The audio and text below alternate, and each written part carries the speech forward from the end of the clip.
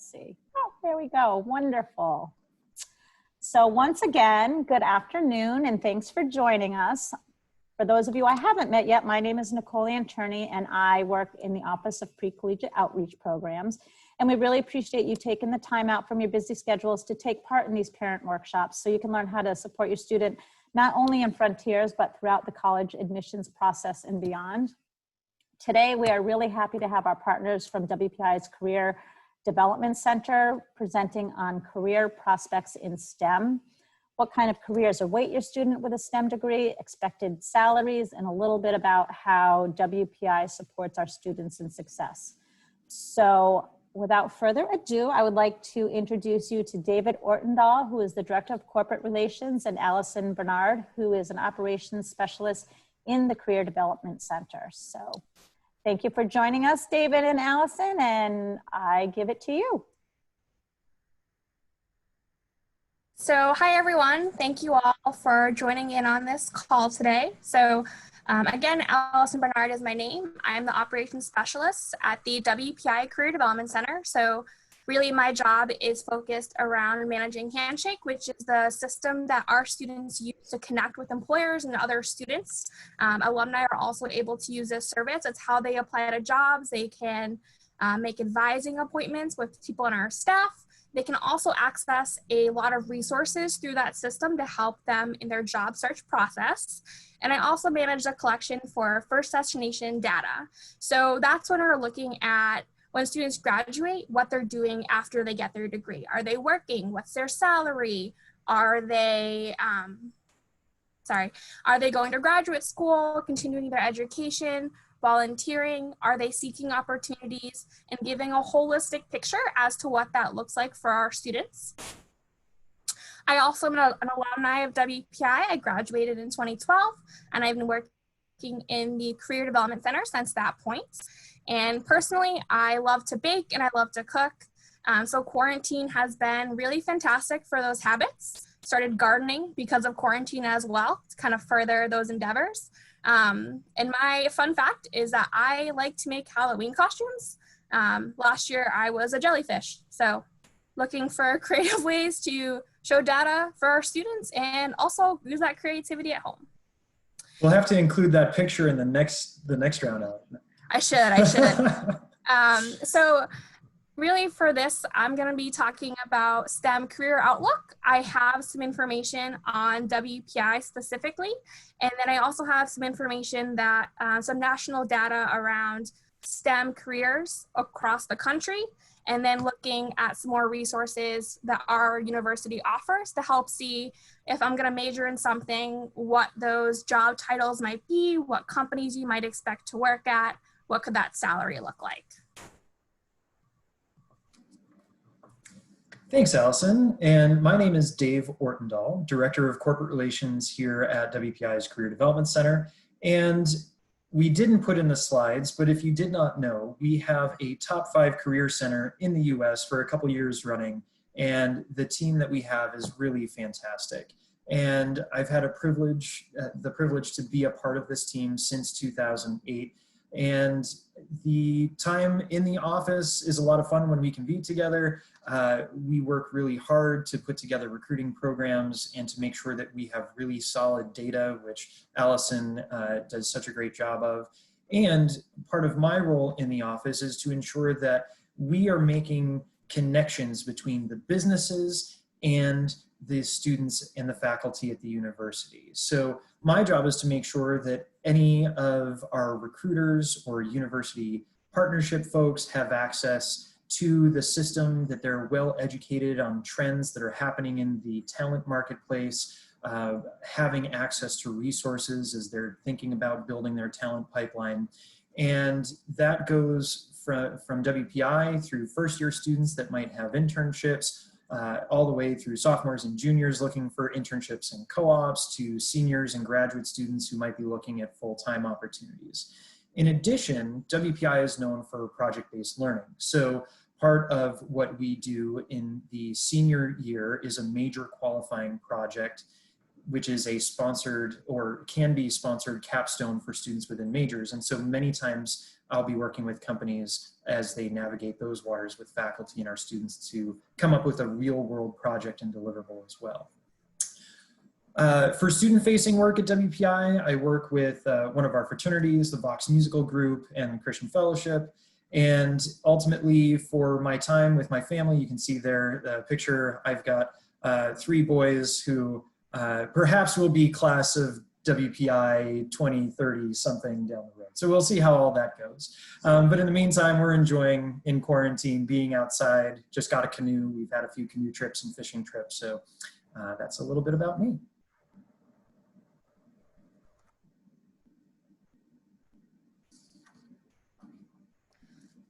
So as I mentioned, we capture the first destination information for people who graduate. So this is information for the class of 2019.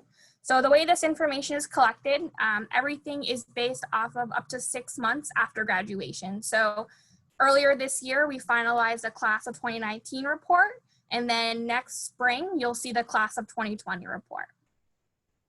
So looking at last year's class, this includes bachelor's, master's, and PhD students, just to give you an overall scope. But generally speaking, our students are doing really well. So some really important things to look at, that really large red piece of the pie chart is employed. So a lot of our students are finding employment, and we are talking about full-time employment in their field of study. So for the most part, these students are finding really great opportunities, but we know that's not what every person wants to do. So some people want to continue their education. We have a large chunk that will go to graduate school. Some will join the military or a volunteer service like the Peace Corps. And then there are some that are seeking employment. So overall, 92% of the people who graduated this past year found success in some way, whether that was employment, graduate school, military, or volunteer service. And then this is a closer look at the bachelor's degree candidates. So this is really just about showing you some basic numbers to get a sense of how our students are doing.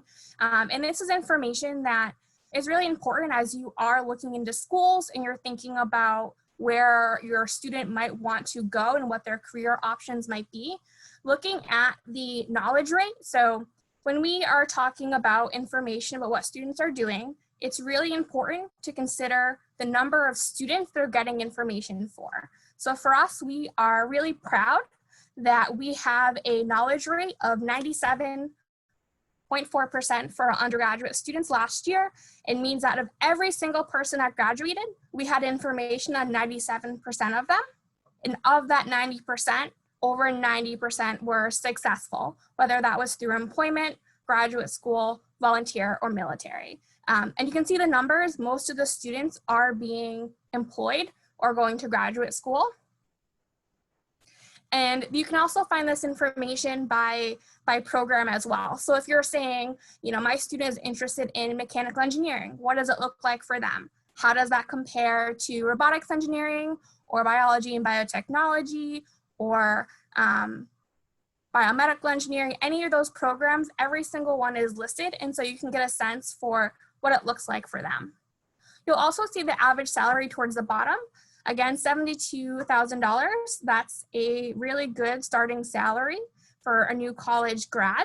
And again, this is the overall, but that information is available by major. And then here is just a snippet of sample employers. So a lot of these employers are fairly large. They have locations in various states. Some of them have locations outside of the US. And so if you're thinking that maybe your student might want to stay in Massachusetts or go to California or go to Texas or leave the country, whatever those goals might be, there are opportunities in those areas. And so you can really help them, and we can help them navigate that search and find whatever makes the most sense for them.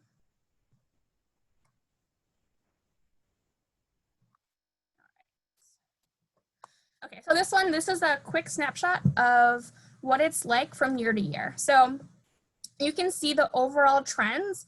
Again, generally speaking, the students who come to WPI and achieve their degree, they are doing very well overall, and that's really consistent. So you can see again, our average salary has increased over the past several years, with the class of 2019 being the highest yet, as well as having that really high knowledge rate. And the number of students that are finding employment and that are continuing on to graduate school remains very high. This past year, we had 24% of students went into graduate school and 64% found full-time employment. But again, you're seeing that overall success rate, it's very high. And again, we're getting a lot of information from a lot of people. So when you're looking at average salaries and success rates or career outcomes for other universities, be asking them what their knowledge rate is and how much information they really have about the population. That number is so important to understand, you know, is it 90% of everybody is finding that success, or is it only 90% of a smaller population? And just for a quick reference, the national standard is only 65%. So a lot of universities are using a knowledge rate that is much lower than ours.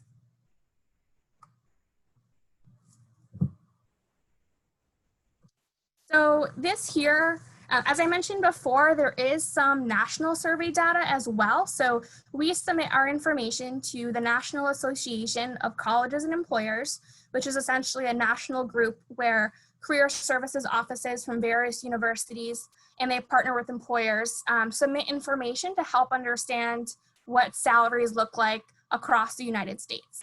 So up in the right-hand corner, you'll see the big buckets of projected average salaries for the class of 2020. And this is information that's actually shared by employers. So you can see there's big buckets: engineering, computer science, math and sciences, and then it gets into business, social sciences, communications. You can see that the average salaries, their projected salaries, are pretty high. We're talking in the mid to high 60,000s. Again, I want to recall that the WPI salary was 72,000 for last year, but it gives you a good sense if you are comparing what it might look like to major in an engineering field rather than a science field or communication or business-based program, what those differences in starting salary might look like. So that's the national average. And then you can also have, they break it down by region of the United States as well. So for New England, broad category, it's in a different order, but if you compare them, like computer science is a little bit higher at 68,000 versus the national computer science at 67. So in general, the students who are coming out of WPI and might be finding opportunities in the New England area are probably getting a slightly higher starting salary than the national average. And then depending on the region of the country, you're going to find differences as well, simply based off of marketplace and cost of living. So over in the red box on the bottom left, you see the wpi.edu/+grad report link. And so that's where you can actually see the link to this program and you can look through it yourself. But you'll also see all of the past reports that WPI has created for each class year. So we have information going back to 2013, where you can look at every single major and you can see how many people found jobs, how many people were seeking jobs, and you can also see that average salary across every program and every degree level.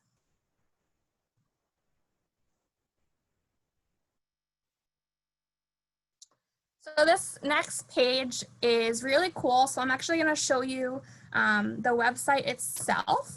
But WPI, our office in the Career Development Center, we publish our website where we have something called Career Outlook pages. And so it contains information like this. The link that's right here in blue is hyperlinked. So if you get the slides later on and you want to go directly there, you can. But it gives you this information is all from our own reports. And it lets you see, okay, if I am going to major in biomedical engineering, what does that look like? What are graduate schools I might go to? What companies might I work at? What are some sample job titles? It also gives you samples for major qualifying projects, which is what Dave talked about earlier. that are oftentimes company sponsored, and it also gives you the average salary.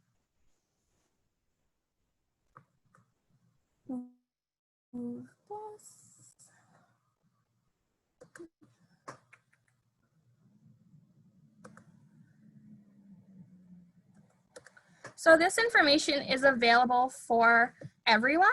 All of the majors that we have on campus are listed here. So again, you can get a sense for what you are looking for. I had a quick snapshot for a biomedical engineering, but if I want to scroll down, I can choose civil engineering.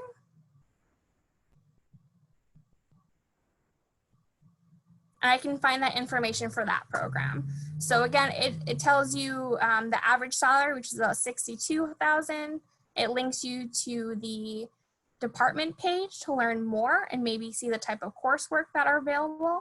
It gives you the sample major qualifying projects, job titles, some employers, and graduate schools. You will find that WPI is listed as a graduate school for most of these programs.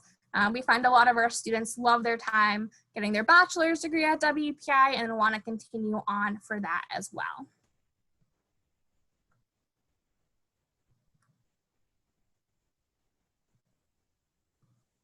Quickly show you one more. So this is robotics engineering, just to give you a sense of the type of things. So here we have iRobot, Cognex Corporation, Tesla is listed, Toyota Research Institute. So when people are getting a new car and you get to see the great reviews and why they're so safe, it's research institutes like that that help you go through the crash test dummies and have a better understanding of what happens when your brakes fail or all of those new safety features that cars have.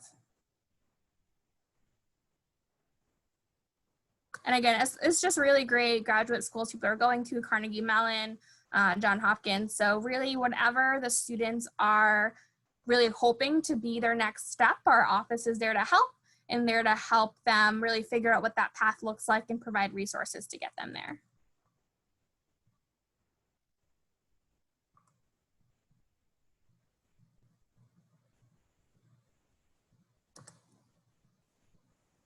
So going back to the presentation, hopefully. There we go. All right. Thanks, Allison. And I would be curious for those who are online to utilize the chat again and to put in what industries are of interest to your student that you know of right now. As we look at STEM jobs and opportunities, there are certainly a number of industries that we touch at WPI. So if you have some input as to what folks are interested in, biotechnology, excellent. I can talk a little bit about what that looks like from the WPI perspective, knowing that we also have a very strong regional presence in many industries. So in my time at the WPI Career Development Center, I've seen two recessions, certainly the one back in 2008, and then the one that we're going through now. And they are similar, certainly in effect, but they've come about for very different reasons. And the impact on students is yet to be seen with what we're in immediately. However, given that your students are going to be 4 or 5 years out from a potential full-time opportunity here, there's plenty of time to see how the market recovers and how we move forward in this new normal post-COVID. And so the constant in both of these has been the need for various elements of STEM. A very real example on the biotechnology side that I'll use first and foremost is we have built a relationship with Moderna. And for those of you who've been paying attention to the news, Moderna is certainly in the running for vaccine and development of vaccine for COVID. Well, they've been in touch very recently with us in terms of scaling up the biotechnology and the manufacturing of this RNA vaccine that they've been developing. And so it's really important for our students to be aware of these opportunities, for companies to have access to our students through, Allison mentioned this tool Handshake, so that they can discover the students and the students can discover those businesses. And it is really important right now, telecommunications, obviously utilizing Zoom, the number of students that go to Microsoft or Amazon. There's a lot of web host services or electrical engineering issues that go into these types of communications. We're working with Verizon on 5G capabilities. So there's a lot of opportunities for students, especially on the computer science. I see a couple of computer science there, with web and app-based materials being in such high demand right now. That demand has not lessened from a talent pipeline perspective. So thank you for sharing some of those perspectives, Allison. We'll go to the next slide. So some key areas of innovation for WPI, certainly life sciences and bioengineering is one of those, biotechnology being looked at in that life sciences and bioengineering focus. Robotics and Internet of Things, or IoT, certainly computer science and robotics overlap when it comes to artificial intelligence. Gaming overlaps in that regards as well. So as you look at these connected systems, you can see that there's a number of opportunities for students who are your students who might be seeking these types of opportunities in the future. Certainly as you start putting all of these connected devices on a platform, cyber security is really important. Data science and what do you do with all these data streams and tracking becomes really important. And you'll notice that all of these are disciplines at WPI. There's also a specific research focus on learning sciences for WPI. So some students really have a passion for how are we using technology in learning, and that is also, having 3 boys in elementary school right now, that is very applicable to where we are these days. So you can see that even though we are in a time of economic impact, so many of these disciplines that WPI touches are still in demand, and we'll have students that are going to be sought after in the coming year through our career fairs and other recruiting activities. Certainly, there's an opportunity for students. You saw SpaceX on the outcomes list as a sample employer. Blue Origin, Jeff Bezos' rocket company, has partnered with us, and other certainly commercial aircraft with Pratt & Whitney or GE Aviation are big employers of WPI talent, as well as Raytheon. So those are a number of disciplines and just a general overview of what you can see or understand of where students might be going after their time at WPI, but hopefully also a little taste of what's happening in the marketplace as we see it from a talent demand perspective. So speaking of marketplace and demand, next slide, Allie. Here you can see the key skills that employers are really seeking in the workplace. And NACE is the same organization that Allison presented on before, National Association of Colleges and Employers. And you can see here, I brought the top 10 list into view here. And clearly, science and engineering and technology, math, problem solving is at the core of those functions. And you can see here that problem solving is really the #1 trait that's desired by our employers out there.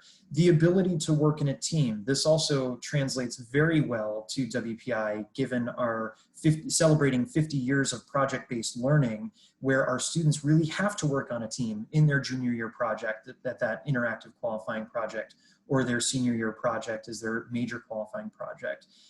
Those are mandatory, yet there's even a great problem seminar in the first year. So some of these rising seniors that might be thinking about project-based learning and maybe thinking about WPI, the opportunity to do something in the great problem seminar where they could look at themes of heal the world, fuel the world, this is really important work, and it really gets them to think outside of the box, and that these are questions that humanity is dealing with where there's no answer in the back of the book.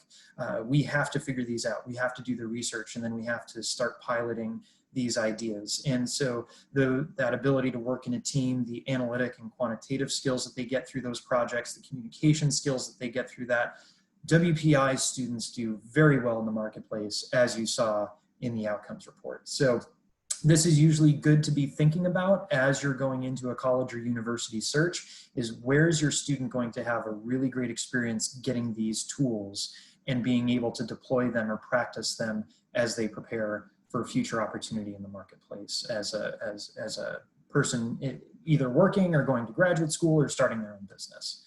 So Allison, next slide, please. As you can see here, this is out of the Handshake platform. This is over the past year between July 2019 and July 2020. You can see certainly for WPI, there's a very strong regional focus and regional pull in the Massachusetts area, where we have over 10,000 jobs in that red block around Massachusetts that are being posted for students to explore. However, you'll also note that as we travel down the Atlantic seaboard into areas of Texas with the oil and gas industry, out to the West Coast with Silicon Valley and Seattle with Boeing and other companies out there, you'll see that there's a number of opportunities for students in those areas, as well as that those are fairly dense, populous areas where there are lots of opportunities as well. And so you can see that our students, these are just posts to WPI. There are a number of opportunities for students to explore across the United States. And so we really appreciate all of these employers that connect with us from across the US. Okay, Alan, next slide, please. To give you a perspective, a regional view, now this is a little older data than what Allison presented earlier. This is the 2018 data rather than the 2019. We haven't had a chance to visualize the 2019 just yet. However, this will give you a sense for how many of those hires are being distributed across the US and globally. Certainly within New England, there's the pop out. You can see where there's some opportunities there.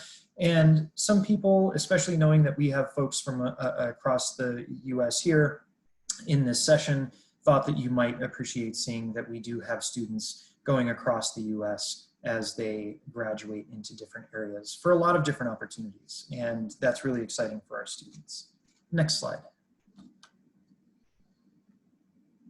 So as you think about the geographic reach and the types of opportunities, this particular sample list of employers is not exhaustive. To give you a sense, we see over 5,000 companies reaching out to us virtually in any given year. We see hundreds of companies on campus, and of course we'll be counting on campus a little differently this year with our engagement based on companies like Facebook and Google saying that they're working remote through the end of the calendar year. So we are doing more virtual recruiting this year, and we'll be certainly counting those touch points that are intentional touch points with us. However, you can see a great list here of companies that span a lot of the industries we mentioned before, from very well-established companies such as Takeda Pharmaceuticals, Hanover Insurance Group, that's a very local Worcester-based company, to companies that are new. So RailPod is a startup that is really interesting, to government organizations like NASA or the US military. So there's quite a variety of opportunities for students to get engaged in a lot of different work, and it really depends on where their passion is. And so if you're looking at this thinking, oh, well, perhaps my company might be interested in some of this really remarkable talent, I am here to help you as well. So if you're thinking that down the road you might be interested in intern or co-op, we're happy to connect you with the employer team in the Career Development Center and talk to you more about what that might look like for your organization. In the meantime, I think that is our session, and we're going to move it into a question and answer session where both Allison and I are happy to engage in a dialogue with you of any questions that you have. I would encourage you to place them in the chat so that we can see those and respond to them. So please take a minute to think about questions that you might have from the data we presented or cases that you might be interested in, and we can go from there.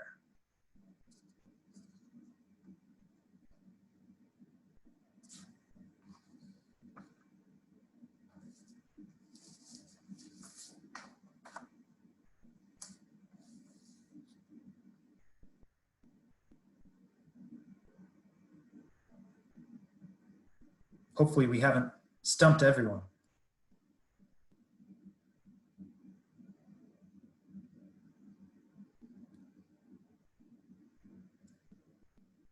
Great question about data. Perhaps Nicole, do you mind taking this question as it relates to the students' experience with Frontiers? Absolutely. I will tell you on July 28th, I believe it is, Carson, also from the Career Development Office, will be hosting a session that kind of mirrors this with a little bit more information. And I believe he's going to have an employer partner on the line with the students to answer any further questions and to give a different perspective from that way. So they will have a chance to receive this information as well. Great questions. Yeah, thank you for depositing these. Let's see, the helpful resources that discuss specific job roles STEM graduates may pursue.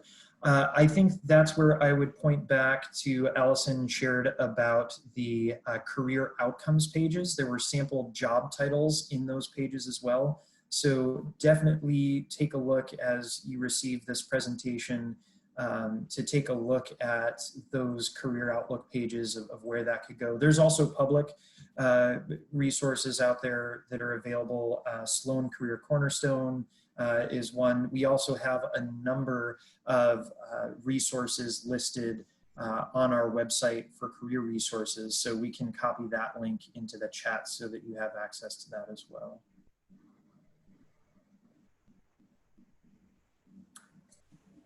In terms of preparing students for job searches and networking, great question. Allison, did you want to take this one, and I'll get that link for the career resources going? Perfect. Yeah. So as Dave mentioned, we are an office that's really here to support students. So we have a variety of ways in which we do that. We have a lot of resources on our website.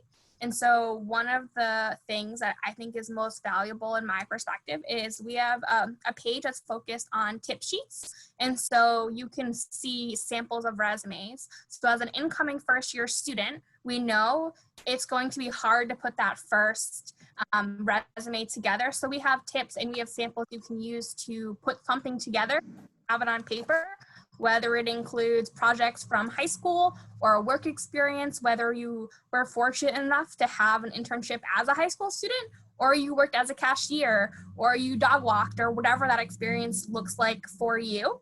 And then you can actually talk to somebody in our office and get that resume critiqued. So you can do it by a phone appointment, or you can do it in person. You can also email your resume. And then from there, it's really a step-by-step process. So once you have a resume in place, you can start talking about how do you do a job search?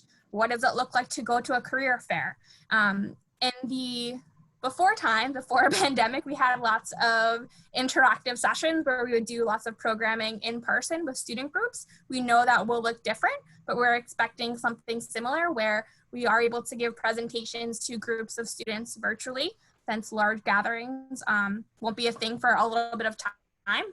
But all that information and all of that assistance still exists, and our staff is still here. We are still doing appointments to talk to current students and alumni. So a current student could book an appointment and talk to somebody, tomorrow if that made sense for them. So we talked about career fairs, how to get ready for those things. We are continuing to host career fairs throughout these upcoming years. We'll be doing them virtually for the fall. We'll have a couple different sessions where students can engage with those employers and have conversations about what they're looking for, the types of opportunities that might be available. And students can also learn about networking, and they can ask questions. They can say, what do I do? What do I say? What do I wear? A lot of those big, simple questions that can feel, if you don't know how to network and you don't know what to do, it can feel scary and daunting. And our staff is there to walk them through it and say, okay, here's the type of outfit you might want to wear, and knowing that everybody comes to college with different things. Some people come day one with a suit. Not a lot of people do that. And so kind of working with them to say, here's where you're at. How can we meet you where you are and really get there? And then as it evolves, you know, a first year student looking for an internship or a co-op, down to when you're looking for a full-time role, and a staff member might be saying, you know, trying to help you evaluate job offers. Maybe you get an offer from Google and Apple, and things are really great and you're trying to make those tough decisions, and maybe things are more of a challenge for you. Maybe you just don't like interviewing, and so working with somebody, how do you practice those interview questions, and how do you really formulate your answers so that an employer can see the value that you might bring to a team. And to augment a little bit in terms of that, how the experience evolves for students over their 4 years, Allison, maybe you could talk a little bit about, from the data perspective, of how that shifts. Certainly, we have a really high rate of first-year students compared to nationally that interact with our office, and that shifts moving forward too. Yeah, so we are fortunate to have Handshake as a resource, and we get to understand, Handshake is a partner at over 600 schools across the United States, so we can see how our students compare with hundreds of other universities. So in general, our first year students are engaging, more than 80% of them are engaging that first year, and so they are involved. They're talking to people about their resume, what it looks like to go to a career fair, what it looks like to have an internship. And we see those numbers are pretty consistent. We do have some internship and co-op data on our website as well. So that same page that has all of the first destination information, that /+ grad report page has information on internships and co-op. I can share that that WPI does not require an internship or a co-op, and so it's not a super robust data set because students aren't required to tell us, because it's not a 4-credit process. So all the information we have is really what they've decided to share. So, but we have lots of students going to internships. We have people doing co-ops, which is a 4 to 8 month experience. Within our own office, we have about 30 student workers, and the majority of them do get an internship and come back and talk about their experiences and how great they were. Some students last year went to Amazon Robotics. Others were in a construction company. So I think National Grid too. So a lot of variety of what people are doing for internships and co-ops. Thanks. And a great question here about, do students typically end up working at Massachusetts locations of the various employers mentioned on previous slides? Certainly a number of the employers that we mentioned, for example, St. Gobain was listed. There are a couple different locations that are predominantly in Massachusetts where our students will be going to. However, ExxonMobil based in Houston, we have students that are either in Louisiana or Houston for that. If they're at Microsoft, there's a number who are out in Seattle. If they're at Amazon, there's a small Amazon office in Boston. However, the vast majority of our Amazon alum are going to be out west, and same with SpaceX. It has a few different locations between California, Texas, and Florida, and we'll see students in one of those 3 locations depending on the role and the type of work that they're doing. So we certainly, on the job posting slide, you saw a high number of opportunities regionally. However, when our students do go to those places, those companies who are listed, they really are going nationally to go to those companies that we were listing. And those recruiting teams will travel. For example, we'll have teams that travel from Seattle. We have the Blue Origin picture, for example, where I showed we had a corporate day with a representative from Blue Origin where they met with student groups. They had information session, the students could learn, and then they had an opportunity to apply. And the recruiting team at Blue Origin was really looking for WPI applicants because of how they enjoyed their time on campus with our students. So our job, our executive director likes to say, is to facilitate that marketplace, right? So we don't place, you'll hear some career centers use that term of placement. That gives us shudders because there are so many students who have so many different desires in terms of where they want to go. And our job is to empower the student to discover and to learn in their journey, and to teach them how to fish, so that if they find an opportunity that they really enjoy, and then a few years down the road they want to transition, they already have gone through that and they know how to go through that opportunity, and they can best advocate for themselves in their careers. So that's really our job, is to bring companies to campus, to get students prepared, and to really have them discover each other for best fit opportunities moving forward. There is another question about how our office can help students who aren't sure what they want to do. We actually offer a great course called Discovering Majors and Careers, FY 1800. We have some incoming students taking the class this summer. And so the whole class, it's half of a normal class. So it's not as much work, it's not as much time, but it's taught by someone in our office, and it allows students to learn about all the different programs on campus. So you can learn what a mechanical engineer is, how that differs from somebody who focuses in electrical and computer engineering, how that's different from somebody in the management information systems program. And you get to connect with current students. So you might be talking to a junior or senior, learning about what their major qualifying project is, learning about their coursework, how it's different from within each major, and also connects you with alumni. So you can again get a sense for, okay, if I major in chemical engineering, what does that look like when I'm in my career? And sorry for the background noise, there's trucks going by. But it's just a really great resource to kind of connect with others and hear, what would you actually be doing on that day-to-day basis. And then all of that information is also available through appointments if a class isn't the right environment for that. And once enrolled as a degree-seeking student with access to Handshake, they do also have access to something called My Plan, which is an online service. It's kind of similar to a personality test where you answer questions about what you like doing, why you like doing those things. Do you like to solve problems? Do you like working in a team? Things of that nature. And it helps you narrow down careers that you might be interested in based off of how other people have answered. So maybe it says a lot of people who study mechanical engineering really like problem solving. Maybe they really like working with their hands. And it helps you think of things in that way.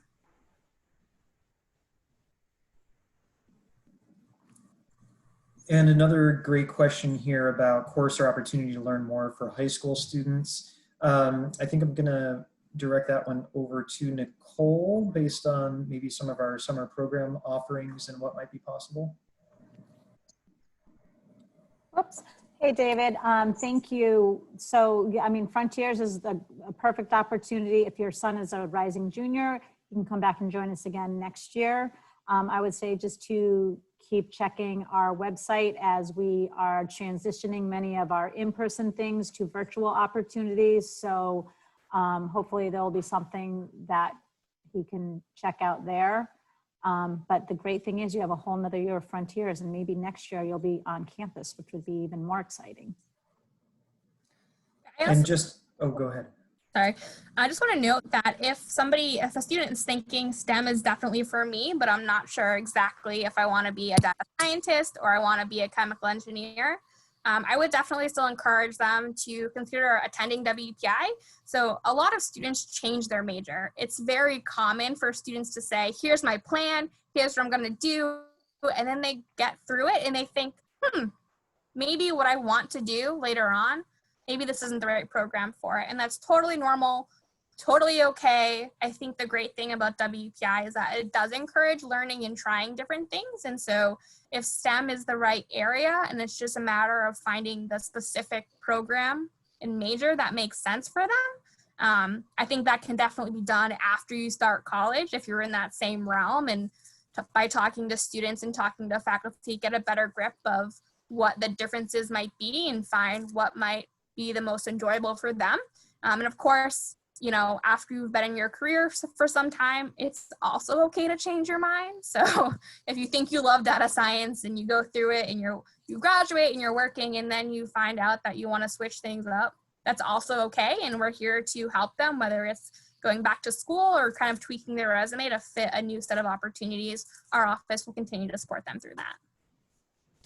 And just a quick note on data science too, very recently, I would say nationally, but also representative at WPI, is that data science has gone from high research into more applied in the past 5 to 10 years. And so we have a master's and PhD program initially at WPI that has just started to roll down into the undergraduate level, because some of the concepts, what students really need is the foundational math and the foundational experience through some business courses that build them then for the higher complex issues that arise in data science with decision trees and formulas and algorithms. And we certainly have a number of students who have, at the senior year of their college experience, have dipped their toes into data science recently, and now we have that as a undergraduate major. But again, a lot of those courses are going to be higher level junior, senior courses for a college student. So I just want to be transparent about that too, that perhaps some of those conversations around data science, it just might be very conceptual. I would encourage maybe a higher level, you know, kind of broad picture to those so that they can build a solid foundation to work towards that.